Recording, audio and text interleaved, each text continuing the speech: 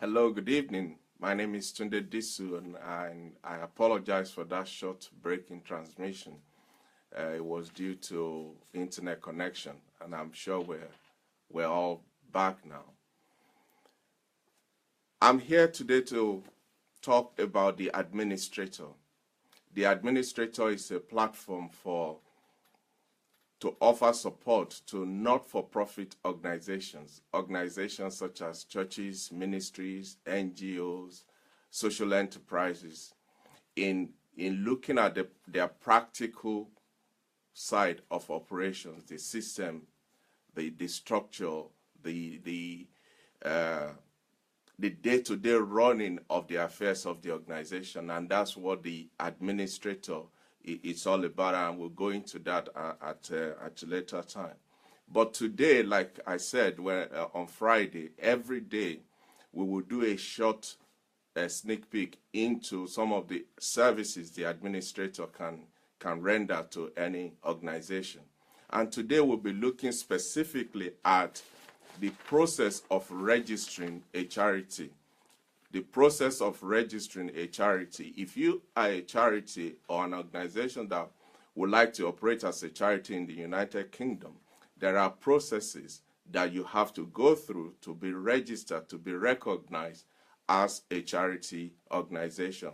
In fact, there are 7 steps that you have to go through, and today we will look through these 7 steps so that you can be on the side of the law, because when it comes to things like that, in fact, laws generally, the government is very serious about it. So you don't want to be operating illegally. So these are the steps that you'll have to go through to be registered and recognized by the law of this land as a charity organization. The first one is that you have to decide what your charity is all about. What is the purpose of your charity? You have to decide what exactly are we being set up to do, because there are various forms of charities. You can be a charity for sports society, it could be a church, it could be for animal rescue, it could be anything. So you have to determine what is the purpose of this charity. Now, you can have more than one purpose within a charity as long as each and every one of those purposes, as far as the law is concerned, are charitable operations. Number 2, you have to decide if charity is actually the right option for you to set up as an organization, because there are other ways by which you can set up and still operate within the parameters around the charity ethos without being actually registered as a charity. So you have to ask yourself, is charity the route for us? Is charity the appropriate path for us to follow to achieve what we want to do? The purpose of registering as a charity, for instance, is in most cases because of the benefits that will accrue to you. Things like, if you are a charity, you pay reduced business rates, or you don't pay at all depending on the exemptions that you get. You get tax relief in case part of your charitable operations requires you to do some trading, then you have to pay tax on those ones. But because you're a charity, you do get tax relief. And sometimes as a charity, you get some grants and some funding and gift aid as well. So you have to determine, is charity really the option for us? Step number 3, you have to choose a structure. You need to choose a structure. What do I mean by choosing a structure? You have to know under what registration umbrella do you want to operate as an organization. It has been a general belief that if you are a church or if you are a society, you have to be a charity. That's not true. There are other ways that you can be registered and still operate within the ethos of a charity organization. So you can be registered, for instance, as a charitable incorporated organization. That is, it's a halfway house between being a charity and being a limited company. Second way, you can be registered as a charitable company limited by guarantee. As a charitable company limited by guarantee. Or you can be registered as an incorporated association, an unincorporated association.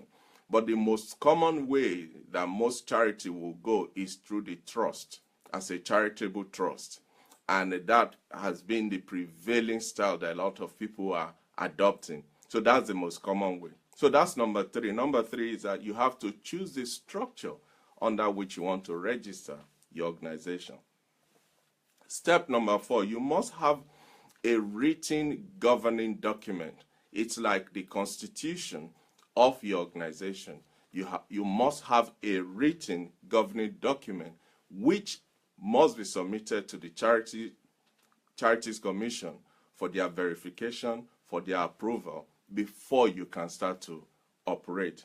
And within your governing document, you have to state things like the name of the organization, what is the object, what is the purpose of the organization as a charity, how does it intend to carry out and fulfill that purpose for which it is set up, who will be in charge of running the affairs of the organization, like your board of trustees or your board of directors, depending on the structure of your organization. The tenure, the appointment of trustees, how long will they be there for? The dissolution, if, for instance, if time comes and you feel this charity has run its course, we need to dissolve it. How to dissolve it? What happens to the assets and the liabilities of the organization at the point of dissolution? All these must be contained within your governing document and must be approved by the Charities Commission before you start to operate. Step number 5, you have to choose a name. You have to choose a name for your organization. Now, the name of your organization is the brand. That is what people will refer to. That's what people will relate to. Maybe they want to give a donation, or they want to volunteer to serve, or they want to be part of your organization. You have to choose a name. And in choosing a name, you have to submit your suggested name to the Charities Commission so that they can ascertain that such name is not already in existence, and some other things. And your name, the name you choose again, will have to go through the scrutiny that it will not be offensive to some people. So there's a lot involved in all of this. Step number 6. Step number 6 is the appointment of trustees. Who are the people that will be your trustees? Who are the people that will run and manage the affairs of this organization? And these are people that you will have to select and submit for clarification, for verification with the Charities Commission in order for them to be approved to serve as trustees. And in some cases, you will submit a name and the Charities Commission will come back to you and say, sorry, that person can't serve as your trustee. Then you have to go and look for another person. But an organization like the administrator, this is one of the areas where we can help you in making sure all those parameters are already examined, are met before the submission. Because what you don't want to do is to be going backward and forward with the commission trying to get a trustee approved for your organization. And in the appointment of your trustees, you want to look at what are they bringing individually to the table? What are the skills and the experience they are bringing? And this is very important because you must remember that as a charity, you are holding in trust what belongs to the public. So the people that will manage the affairs of the organization, they must have some experience, some skills that they will bring to the table. And finally, the 7th step in registering an organization as a charity is you have to determine how the charity will be funded. You have to give the Charities Commission an idea of how the charity will be funded. And these and many more are some of the things that you have to consider when registering a charity organization. And like I said, this is where the experience of the administrator comes in.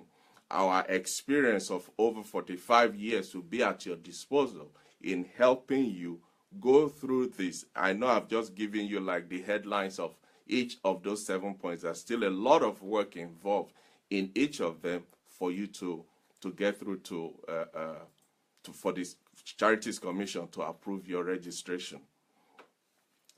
The Administrator Masterclass is planning a seminar or seminars in different parts of the country.